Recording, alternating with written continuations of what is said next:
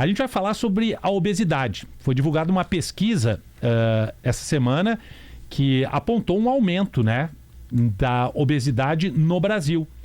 A prevalência da obesidade aumentou 118% no Brasil de 2006 a 2024. E o Rio Grande do Sul foi apontado como, não dá para dizer assim, é o estado com maior incidência. É com o maior percentual de pessoas obesas do Brasil. De pessoas obesas aqui no Brasil. 42% dos adultos apresentaram, né, indicaram obesidade. Doutora, posso tirar claro, essa primeira dúvida? começa. Desculpa, Thiago, te interromper. Vai firme. 42% apresentaram obesidade. Isso significa que já estão num estado de saúde que seria preocupante, doutor, ou não necessariamente? Qual é a diferença do obeso para quem está gordinho? Queria que começasse por aí um bola ao centro sobre o que é estar obeso, né? Certo. Então, primeiramente, né, bom dia a todos os ouvintes aí da Rádio Gaúcha e do programa Super Sábado. Agradeço o convite aqui, esse tema super atual e relevante.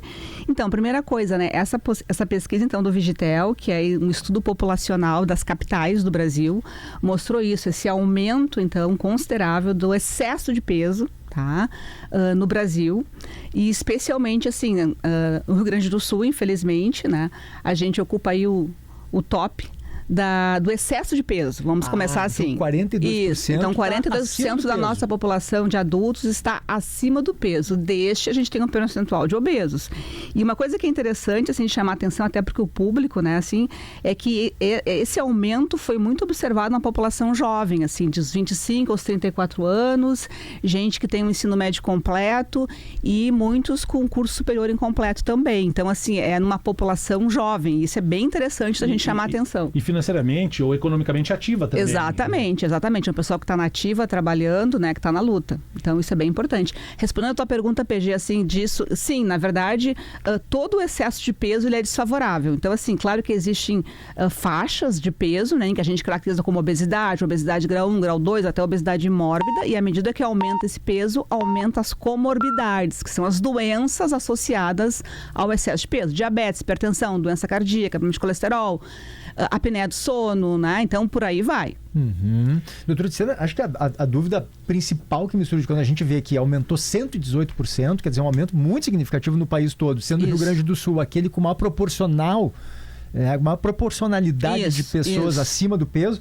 A pergunta é por quê, né? Por que as pessoas estão ficando mais gordas? Por que as pessoas estão engordando? Então, isso aí é um fenômeno mundial que a gente observa, assim, é um aumento, são mudanças de hábitos, é comportamento, né? Então, assim, um aumento dos alimentos industrializados. O que é o alimento industrializado? É aquele que é processado, né? O ultraprocessado, que passou por vários processos químicos, que sofreu adição de várias substâncias, tanto para conservação, aumentar a conservação, o tempo de duração, quanto aumentar o sabor, a palatabilidade, que a gente chama, né? Então, assim, esse tipo de alimento, tudo que a gente abre pacote, né, quase que se caracteriza como um alimento ultraprocessado. Então, cada vez as pessoas cozinham menos em casa, têm menos tempo, o padrão de sedentarismo, então assim, a gente faz menos atividade física. Uma coisa muito interessante que essa pesquisa mostrou é que as pessoas diminuíram muito a atividade de lazer como, assim, o exercício como atividade de lazer. O tempo gasto em telas é muito maior, então eu considero o tempo de descanso, né? Antigamente, assim, eu tenho um tempo de descanso, fim de semana eu vou caminhar, eu vou para um parque, eu vou andar de bike, eu vou correr, eu vou fazer alguma coisa. E hoje, passear, né? Enfim, sair de casa.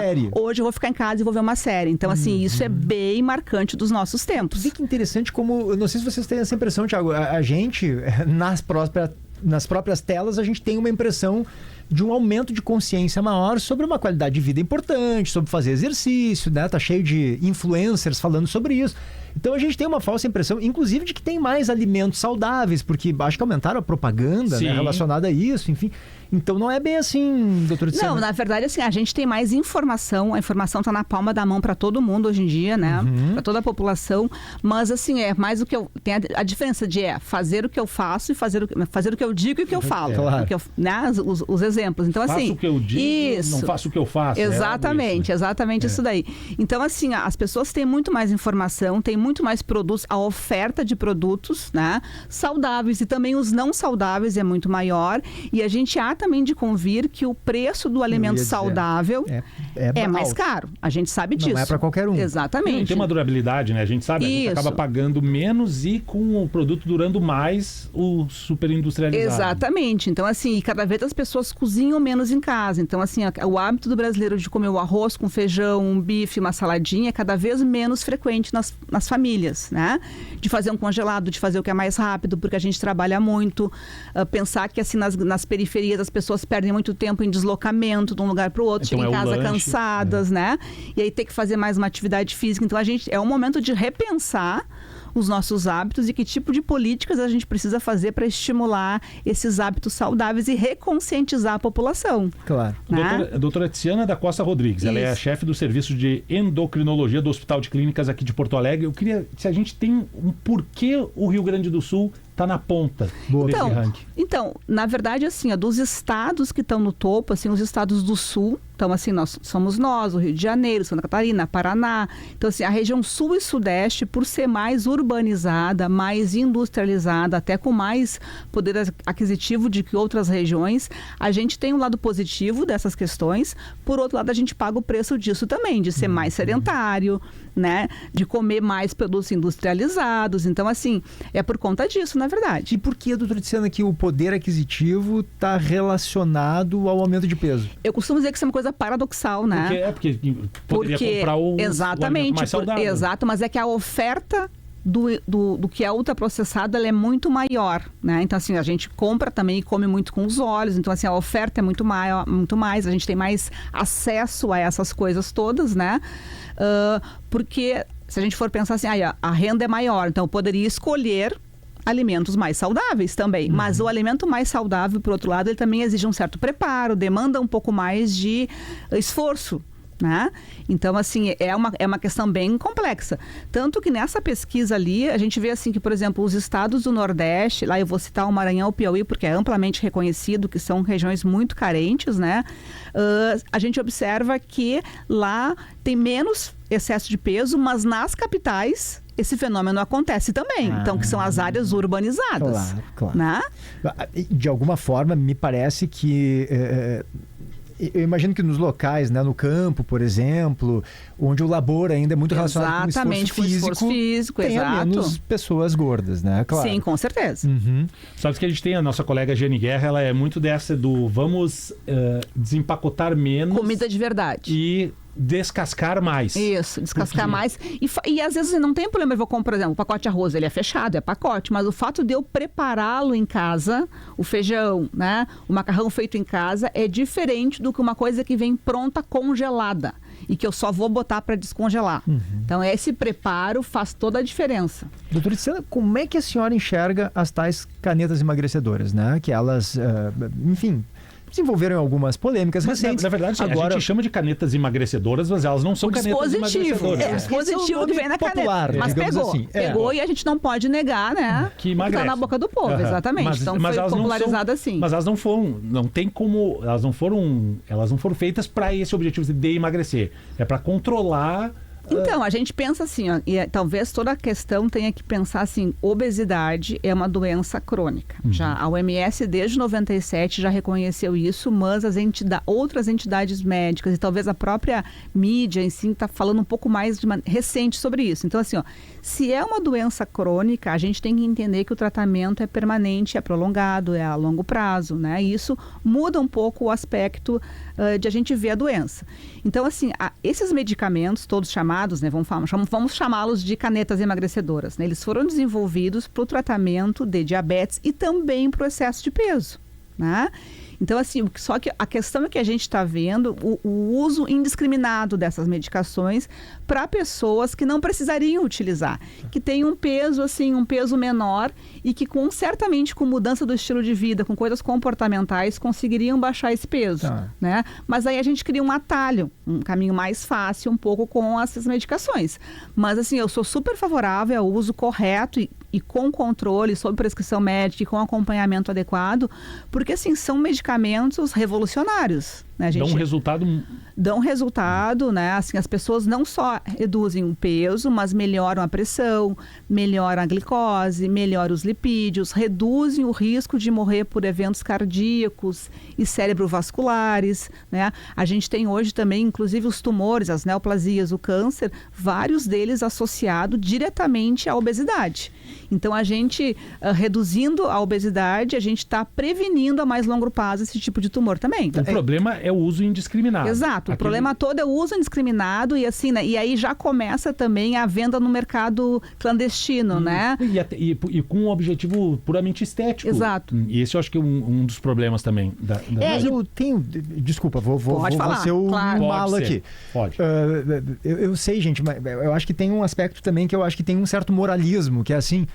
não pode se preocupar, só ficar bonito. Não pode... Às vezes as pessoas estão com uma vida difícil, elas acham Isso que é um problema. se sentem muito mal, com uma autoestima horrorosa, e elas querem emagrecer para se sentir mais bonita, ponto. Né? E eu acho que a gente precisa acolhê-las. Não precisa julgar isso. Mas não é um mas problema. ela pode buscar um médico para isso também. Não, tudo bem, Thiago, eu sei, mas o que eu quero dizer é que assim, eu acho que se convencionou dizer, e aí a doutora que entende do assunto, claro, vai me contestar ou não, de que as canetas emagrecedoras só podem ser usadas por quem tem um problema, porque é obeso, porque... E eu acho que não. Acho que uma pessoa com sobrepeso já está usando e pode ser bem usado. Exatamente, exatamente. A grande questão é porque assim, para esclarecer para os ouvintes, né? Quando a gente utiliza essa medicação assim com um objetivo muito a curto prazo e não faz a modificação associada, às vezes porque não quer fazer mesmo, ou às vezes por desconhecimento, e aí que a gente tem nosso papel de informar, é que essa pessoa utiliza a medicação X por um curto prazo, muitas vezes por automedicação ou um acompanhamento não adequado. E para de utilizar, ela vai ter um reganho. E aí vem junto uma frustração associada. Está usando errado, claro. Porque usou errado, usou de maneira inadequada, ou começou com uma dose que também não era adequada e teve muito efeito colateral, e aí fica na cabeça da pessoa, não, esse remédio aí dá muito problema, né? Porque também foi usado de maneira inadequada. Mas eu concordo plenamente contigo. A gente também tem que desmistificar e pudera que esse tipo de medicação tivesse acesso para muito mais número de pessoas. A população precisaria, né? Se a gente está vendo aqui que nós temos só no Rio Grande do Sul 42% das pessoas acima do peso, Isso. falando em excesso de peso, boa parte delas se beneficiaria de um tratamento, né? Se a gente for ser bem realista... Claro que a gente quer que elas comam bem, que elas tenham melhores hábitos. Tudo isso faz parte. Mas até a redução de danos, né, doutor? Exatamente. Como a senhora disse, vai diminuir a glicose, diminuir outras questões, colesterol, enfim. Bom, em princípio, ruim não é, né? Eu trouxe até aqui um dado interessante que eu achei muito, muito relevante, assim, que dentro dessa pesquisa do Vigitel foi mostrado também, assim, que o ano passado, de 24 e 25, nas consultas do SUS, do Sistema Público de Saúde, 70% das pessoas que foram buscar atendimento por diversas causas estavam acima do peso. 70%. Né? Isso no Brasil. E 36% já entravam no critério de obesidade. Quer dizer, por outros problemas, né? Isso aqui foi constatado durante a consulta. Mas pensem só a quantidade de problemas que essas pessoas estão tendo que tem associação com estar acima do peso. Claro. Essas canetas, elas são fornecidas pelo SUS? Não. Não. Hoje não existe nenhum tratamento fornecido pelo SUS para a obesidade. E essa é uma luta que as sociedades estão tendo e vão ter que lutar nos próximos anos para isso, para garantir um acesso melhor à população. Claro que esse acesso à população e tratando em sistema de saúde pública vai ter que ser com critérios muito bem definidos, né? Mas assim, esse é um grande problema que a gente vai ter para os próximos anos, ampliar o acesso a essas medicações. Doutora, como é que a senhora enxerga hoje, agora do ponto de vista um pouco mais comportamental, né? Um movimento de aceitação que em princípio me parece positivo de pessoas gordas, né? Que sofrem preconceito por serem gordas, enfim, e que querem se sentir bem como são, e que expõem nas redes sociais, por exemplo, às vezes influencers, né, Thiago, que estão acima do peso e que dizem que se sentem bonitos assim. Que não querem emagrecer porque... ou que não é uma prioridade nesse momento, mas querem que as pessoas as aceitem dessa maneira. Sim. E a gente vê, às vezes, uma reação, doutora, muito violenta, muito agressiva, dizendo, tu não pode achar que isso é bom, porque é um problema de saúde, onde já se viu ter orgulho dessa estética, que é uma estética que faz mal para a saúde mundial. Pô, eu fico até meio tocado, assim, porque o que essa pessoa que está julgando tem a ver com isso? Mas, enfim, doutora, eu queria que a senhora avaliasse até que ponto é saudável a pessoa ter orgulho de quem ela é. Me parece positivo, em princípio. Então, a primeira coisa, assim, que eu acho que a gente está falando aqui é de bem-estar, né? Bem-estar, assim, de aceitação, né? Com si próprio, de tentar viver bem. Então, acho que isso é válido para todo mundo, independente da condição que a pessoa tem. É ela se sentir bem, ter uma boa qualidade de vida. Então, eu acho que isso, assim, eu acho que é favorável, né? Eu acho que é benéfico a pessoa se sentir bem consigo mesma. Partimos daí. A segunda coisa é, assim, entender a obesidade como uma doença, né? Eu posso estar acima do peso, me sentindo bem, me aceitando do ponto de vista, assim, de quem eu sou e entender que seria bom eu perder peso para a minha saúde. Essa é uma questão. A outra coisa que a gente estava até conversando nos bastidores é que a nossa sociedade está muito adoecida, né? Essa coisa de, assim, nas redes sociais e nas mídias, de que cada um escreve o que quer, todo mundo tem opinião de tudo, e é uma opinião que muitas vezes está enviesada e carregada de preconceito e de valores que a pessoa carrega consigo própria, né? E joga e as violências internas dessas pessoas. E joga isso tudo nas redes para outras pessoas, isso é completamente descabido, né? Então, assim, quem somos nós para julgar o outro? Então, assim, se a pessoa está dizendo que está bem consigo própria, deixa ela, né? O fato é que, assim, ó, ela também a gente também tem que entender que não é uma apologia à obesidade, mas o fato da pessoa dizer eu sou obesa e eu me sinto bem, que ótimo, é o primeiro passo. O segundo passo seria assim, o que eu posso fazer para melhorar minha saúde, do ponto de vista de saúde, não de estética? Porque a estética é muito relativa, é de cada um. Claro. Que é bonito para mim pode não ser para ti. Sem dúvida. Né? O nosso vídeo perguntou duas coisas. Primeiro, o obeso, ele deixa de ser obeso em algum momento da vida? Ou é uma vez obeso, sempre obeso? Então, a gente também entende, assim, obesidade, isso é uma coisa bem importante da gente conversar. Assim, obesidade não tem a ver com não querer emagrecer ou a pessoa que é descuidada, não é nada disso. Assim, obesidade é uma doença crônica com vários gatilhos de causa multifatorial. Claro que existe a questão comportamental, das escolhas, do sedentarismo associado, mas também tem todo um componente genético e é uma doença poligênica. O que quer dizer isso? São vários genes envolvidos. Não é um gene só que a gente vai trabalhar nesse gene. São vários genes, né? Quem descobrir todos esses genes vai ganhar o prêmio Nobel, com certeza. Então, assim, a gente não tem essa informação ainda, mas a gente sabe, tá? Que não é bem assim. A pessoa tem um cérebro diferenciado. Ela pensa diferente. Então, a relação dela com o alimento é diferente. E é isso que tem que ser trabalhado e compreendido. É uma adição, de certa forma, né? Pode até ser. Então, existem várias compulsões. E aí, então, aí entra o profissional que trabalha com isso, de compreender aquele paciente. Não é simplesmente eu sair prescrevendo caneta emagrecedora. Claro. Eu tenho que entender quais são as bases da doença daquela pessoa. É genética, é comportamental, é emocional, porque existem vários com padrões alimentares. O compulsivo, o beliscador noturno, né? E por aí vai uma série de padrões de alimentação. Eu tenho que conseguir identificar para ver como é que eu vou ajudar melhor essa pessoa. E ela vai deixar de ser obesa então, em algum... depois que a gente faz todo um processo de emagrecimento, né? Eu costumo dizer assim para meus pacientes mais próximos, né? Agora a gente vai abrir essa informação aí assim, mas que ela está magra, né? Mas ela tem todo um perfil familiar, genético, que é de reganho de peso. E essa é toda a grande dificuldade, assim, de quando a gente faz um processo de emagrecimento, né? De que essa pessoa tem que entender que essa mudança é para a vida toda. Porque senão o peso volta. Claro. Tu sabes que tem um comentário aqui da Vanessa de Cachoeirinha, ela mandou pro nosso WhatsApp corroborando. Ela fez uso da caneta emagrecedora por 1 ano e 4 meses. Certo. Só que o tratamento foi multidisciplinar. Ela teve tratamento com psicóloga, personal trainer, endocrinologista, nutricionista, perdeu 33 quilos. Parabéns, Vanessa. E agora, claro, vida saudável, treina, continua o acompanhamento nutricional, psicólogo, personal, endócrino, para poder manter. Exatamente. Então, esse perfil de paciente, né, o nosso paciente padrão ótimo, assim, então, assim, ela fez realmente uma mudança da vida, né, durante esse 1 ano e tanto de acompanhamento. Talvez agora ela esteja ainda usando medicação, né, mas ela precisa ser acompanhada para isso, para ver, a partir de, eu costumo dizer, agora tem vários caminhos a seguir. Ela vai seguir com a medicação, ela vai manter só as mudanças comportamentais, atividade física, né, e a alimentação, mas ela precisa ter um segmento. Ela está magra, mas ela não está de alta dessas avaliações que ela tem. Ela precisa em algum momento ver se ela vai ter reganho ou não para ver qual caminho retomar, né? Então, para isso, ela tem que estar acompanhada.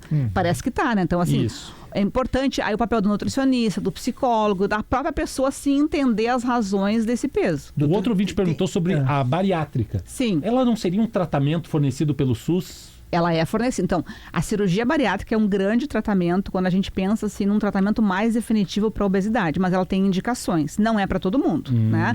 O SUS sim fornece, existe todo um programa que a pessoa se inscreve via rede pública, via UBS, e vai para um programa de cirurgia bariátrica em grandes hospitais, né? No estado, aqui no país todo a gente tem isso, e ela tem que preencher alguns critérios. Um tempo X de acompanhamento, né? Um peso, não é para todo mundo, porque é uma cirurgia. Sim. E como tal, ela vai exigir uma mudança também de vida, comportamental, vai ter que fazer um acompanhamento para o resto da vida, suplementos alimentares, ela nunca mais vai comer como comia antes, então isso é todo um trabalho que tem que ser feito. Mas sim, a cirurgia bariátrica é um excelente tratamento e tem o seu local, tem o seu espaço. Eu acho que um grande benefício, me parece, doutora, no mundo atual, é saber cozinhar, né? Eu sou horrível para isso, eu não sei cozinhar nada, mas me parece que tem a sua importância. Não que quem saiba cozinhar não pode também ser obeso. Claro. Existem muitos que são. Mas, de um modo geral, isso de uma comprar... habilidade. Eu compro muita comida pronta mesmo, ou mando vir, sabe? Isso é ruim, né? Não é um bom hábito. Então, assim, né?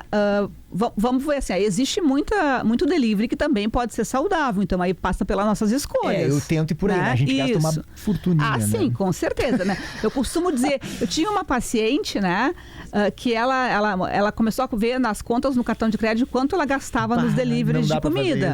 E aí ela viu que a quantidade ali pagava a academia, pagava o tratamento, né? A longo prazo. Então, assim, são escolhas que a gente pode fazer, mas claro que para isso eu preciso parar e pensar sobre as minhas atitudes, enfim. Claro.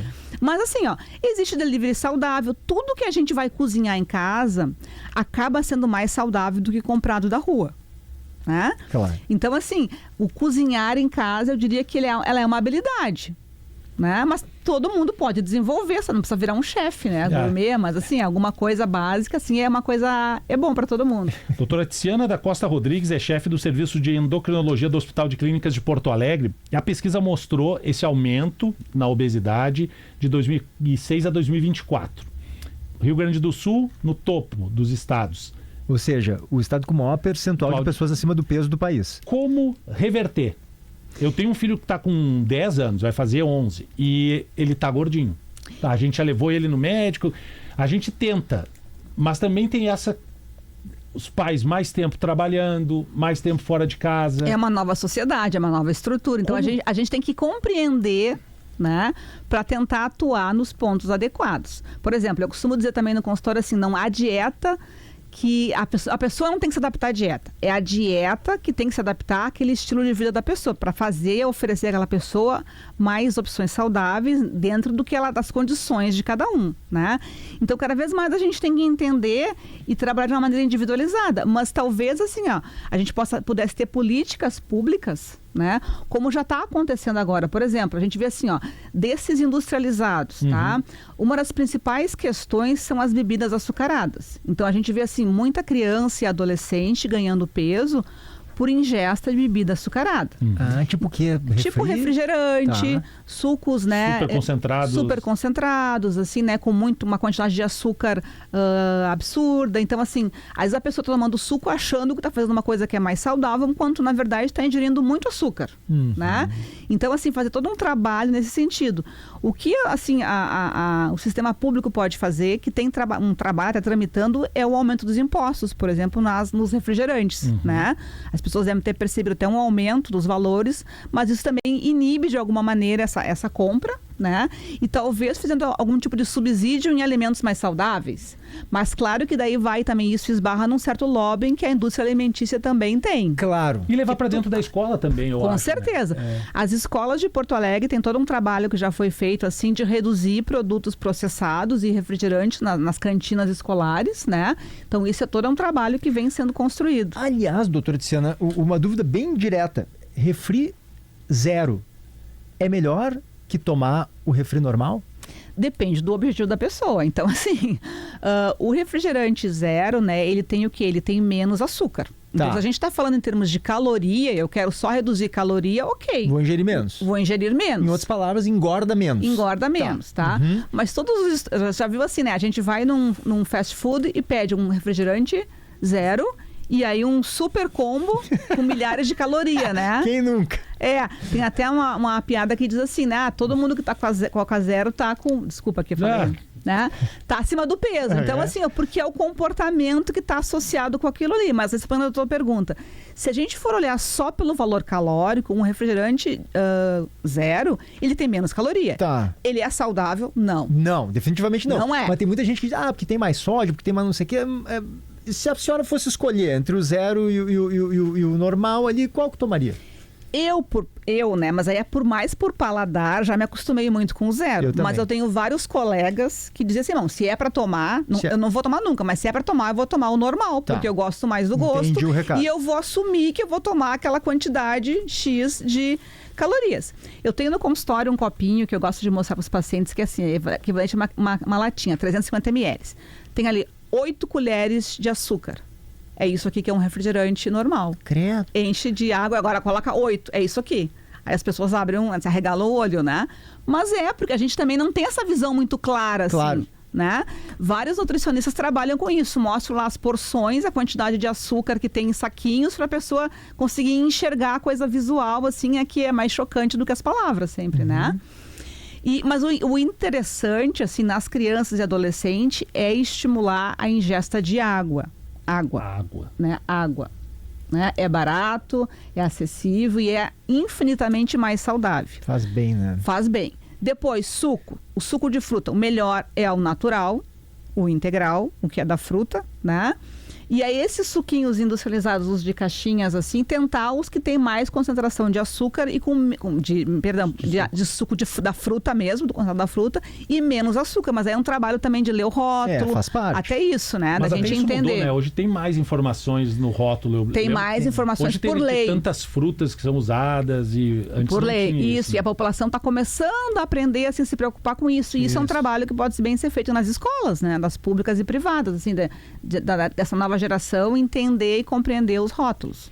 Doutora, muito obrigado pela tua presença aqui no estúdio do Super Sábado, no estúdio da Rádio Gaúcha. Muito claro, doutora. Muito obrigada. Foi muito bom, obrigado. Muito esclarecedora, falando da pesquisa e também desse recorte aqui para o Rio Grande do Sul. Tiziana da Costa Rodrigues, chefe do Serviço de Endocrinologia do Hospital de Clínicas de Porto Alegre. Muito obrigado de novo. E bom sábado para a senhora. Muito obrigada. Mais uma vez agradecer, né, pelo convite e por vocês conversarem e trazerem à tona esses temas tão relevantes e sempre à disposição.